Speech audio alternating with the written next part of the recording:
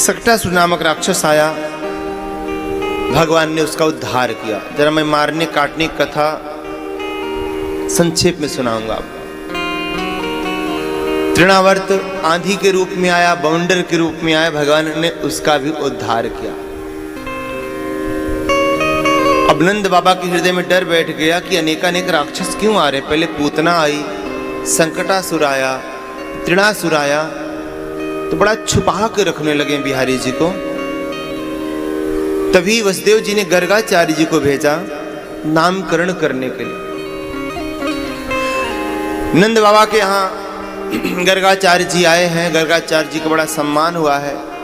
नामकरण की बेला आई तो नंद बाबा गुरुदेव को गौशाला में ले गए। हाँ, छुप के नामकरण करवाने का प्रयास किए हैं और कहा है गुरुदेव जी नामकरण करने के लिए आए हैं, रोहिणी और यशोदा को बता के चले आए। गौशाला में आए, प्यारे माताएं बड़ी चंचल हैं। यशोदा रोहिणी ने मैंने विचार किया कि चलो आज गुरुदेव जी की परीक्षा लेते हैं कि हमारे शिशुओं को पहचान लेते हैं कि नहीं। तो रोहिणी ने अपने लाला को यशोदा को दे दिया और यशोदा ने अपने लाला को रोहिणी को दे दिया। सोचो, जिसकी मां इतनी चंचल होगी उसका लाला कितना चंचल होगा। कि बाके हैं नंदे बाबा और यशोमती, बाकी घड़ी में है जन्मे बिहारी। बाके कन्हैया के बाके ही भ्रात, लड़ा के बड़े हल मूसलधारी। बाकी मिली है दुल्हन जगवंदिनी, अरे बाके गोपाल के बाके पुजारी। बाकी मिली है दुल्हन जगवंदिनी, बाके गोपाल के बाके पुजारी। और भक्तन को दर्शन देने के कारण झांकी झरोखा में बाके बिहारी। भक्तों को दर्शन देने के कारण अरे झांकी झरोखा में बाके बिहारी।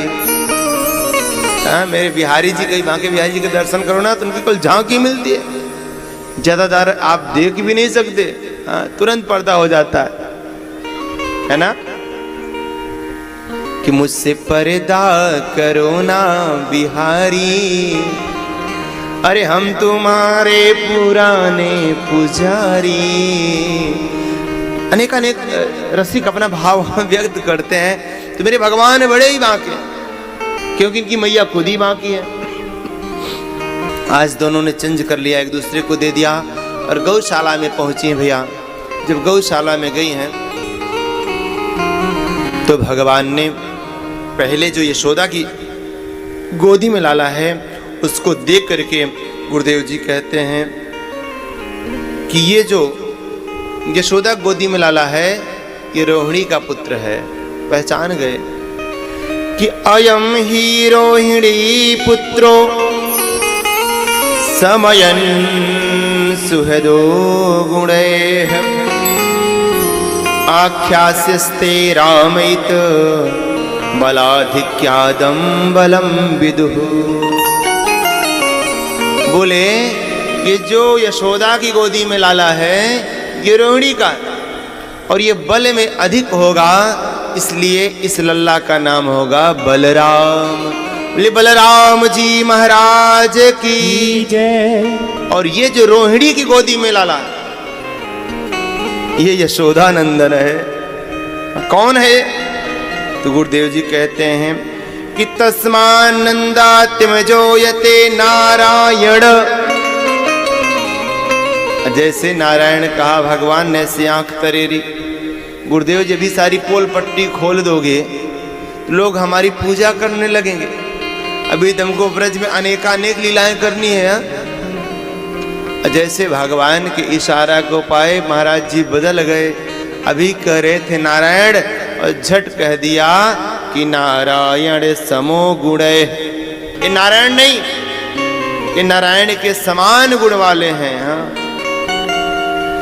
और श्रिया कीत्यानुभावेन गोपायस्व समाहितः। ये नारायण के समान गुण वाले होंगे और इनका नाम होगा कृष्ण। बोले बाल कृष्ण भगवान की जय। जो सबके हृदय का आकर्षण करते हो, जो सबके हृदय को मोह लेते हो, ऐसे लाला का नाम है कृष्ण। गुरुदेव जी अपने आंखों से भगवान का दर्शन करके भगवान का नाम करके बड़े प्रसन्न हो रहे हैं। मेरे भगवान का बड़ा सुंदर नाम है कृष्ण।